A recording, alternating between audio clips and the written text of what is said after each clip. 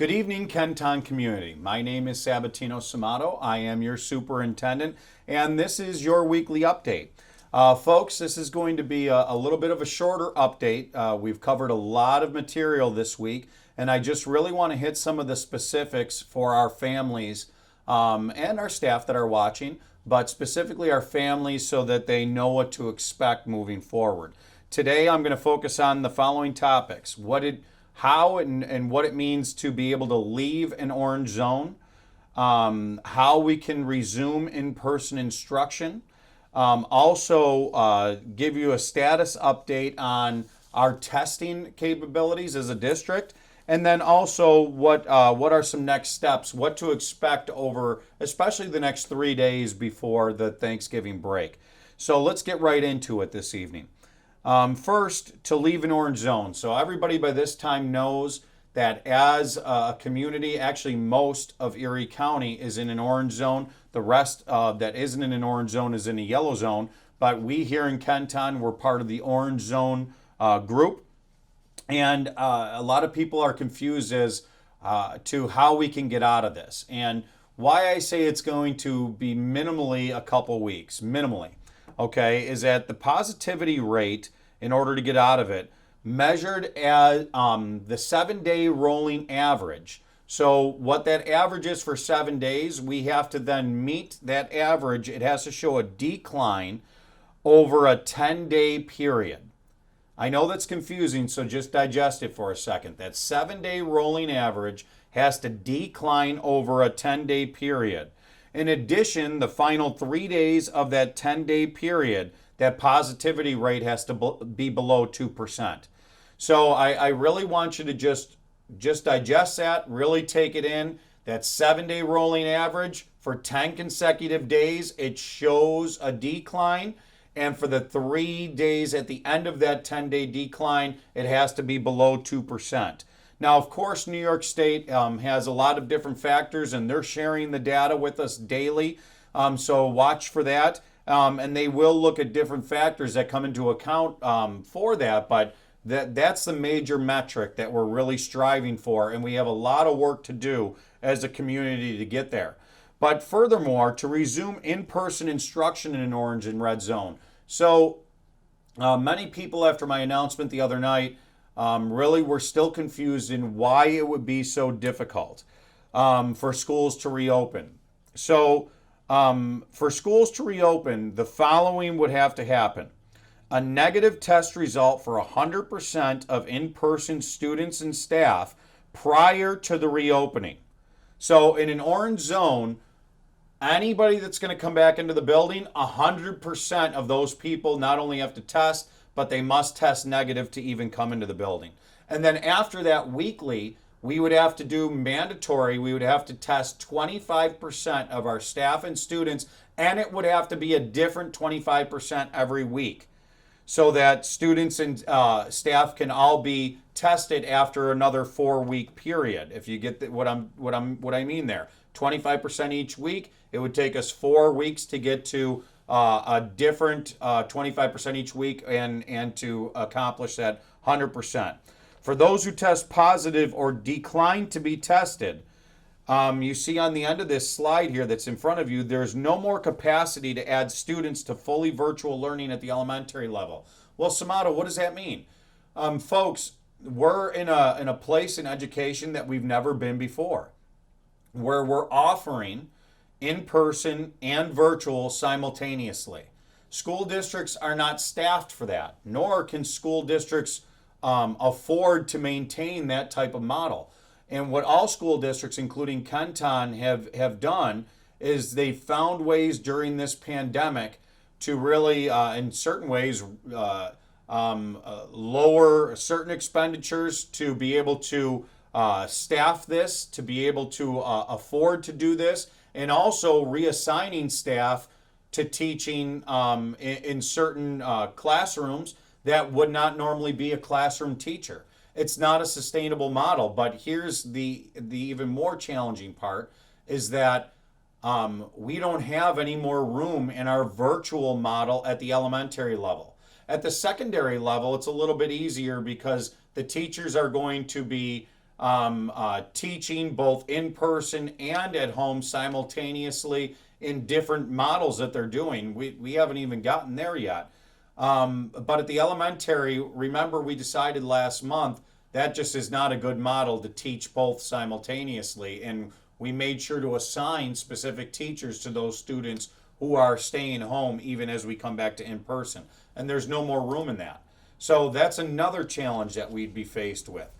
So as you can see, just functioning in the orange zone, that's why I said it's not that it's impossible. It's just a very, very tall task, very difficult task to accomplish. And it will be very difficult for all districts. And the reality is the bigger the district, the bigger the challenge. And Kenton is not a small district.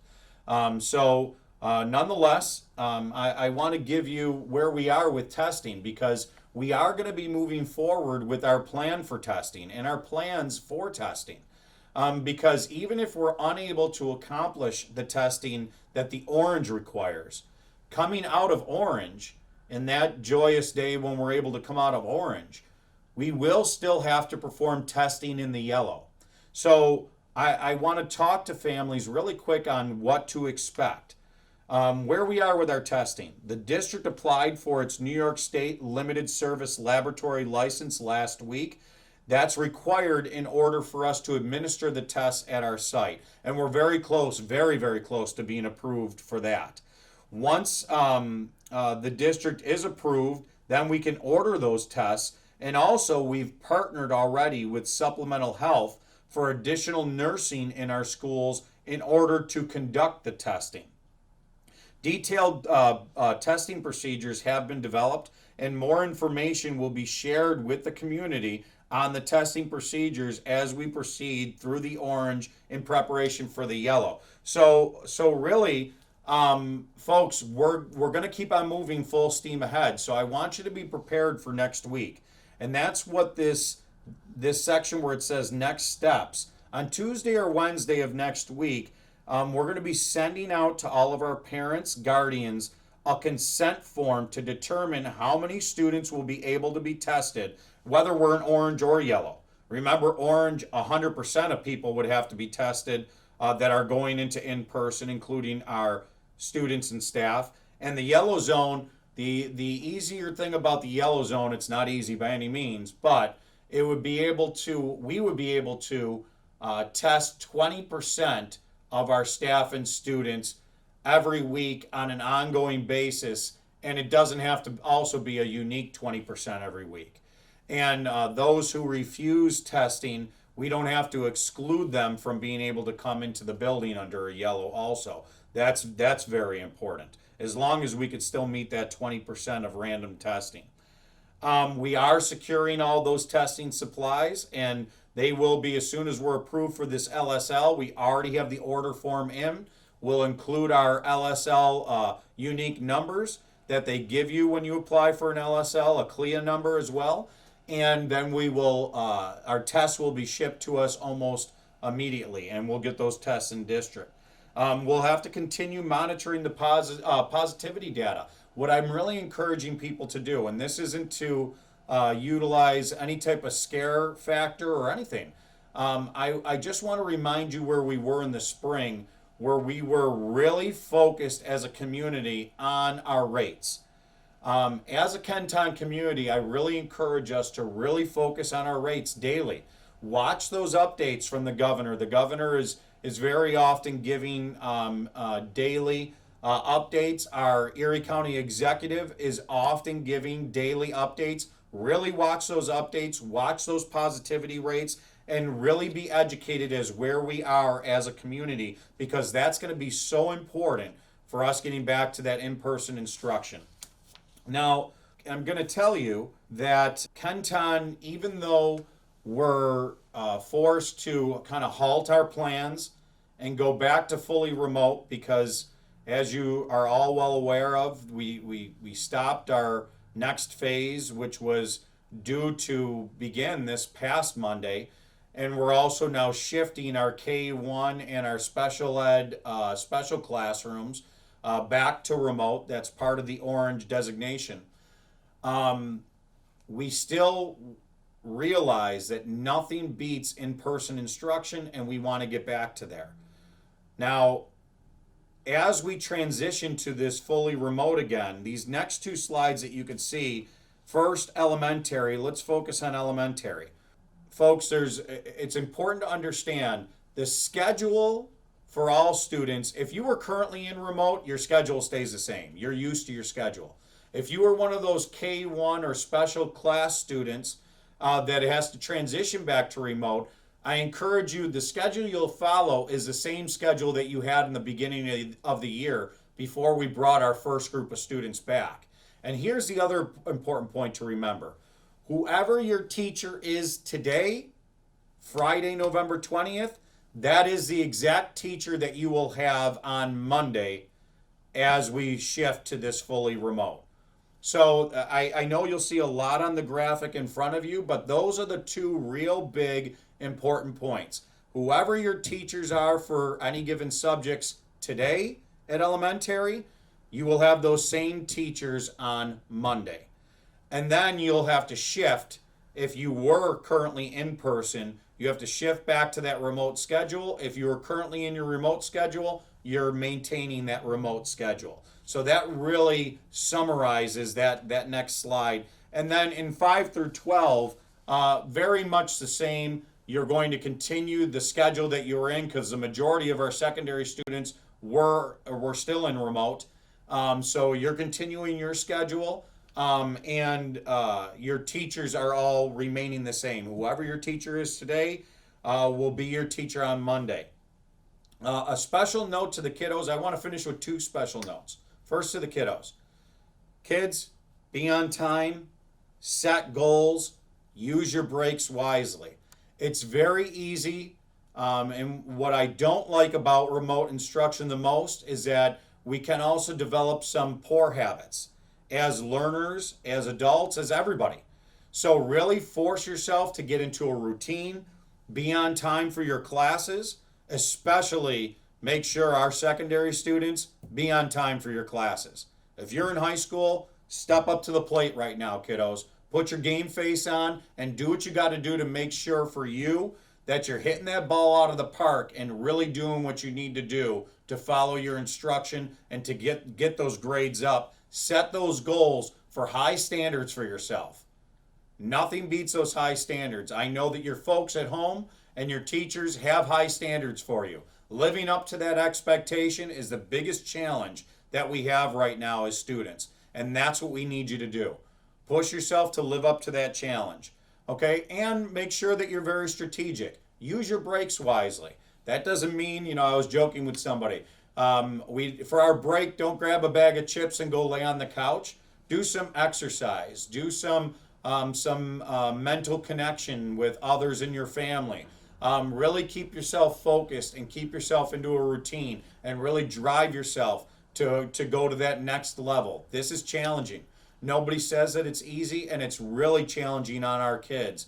And really, it really helps to maintain that mindset that you will persevere during this. Trust me, I know.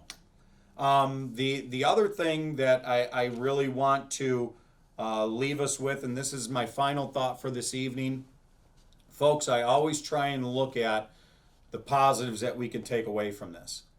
And the positive that I keep on telling myself during this very challenging time is that Kenton, starting in a remote model this year, our staff, our teachers, our administrators, our support staff have really, really done a great job in really maintaining the mindset of continuous improvement. And they'll be the ones to tell you that they're a lot further on November 20th than they were even September 20th. Because we've really had the experience to get better and better and better. And the same goes for our families and our students. You know what you've done to put routines in place during this challenging time. It's not harder on anybody than it is on our families and students. And really the experience that we've had, we are in a much better position right now we are strategically placed to be able to be successful during this difficult time. Because we know that if we keep on doing this work together, if we show our pride, if we show our strength, together we will move forward. Folks, thank you very much for really persevering through a very difficult week. We have a long way to go. We can only do this together as a community. Kids keep on focusing on, families keep on focusing on, staff keep on focusing on all the things that we need to do to make sure we're taking the proper safety precautions to drive down our rate of infection. Thank you very much. Stay safe, and I will come to you next week, either Tuesday or Wednesday, with the weekly connection and with the weekly update, and we will focus on those consents at that time and getting those consents out, even if it's just to be prepared for the future. Thank you and have a wonderful weekend.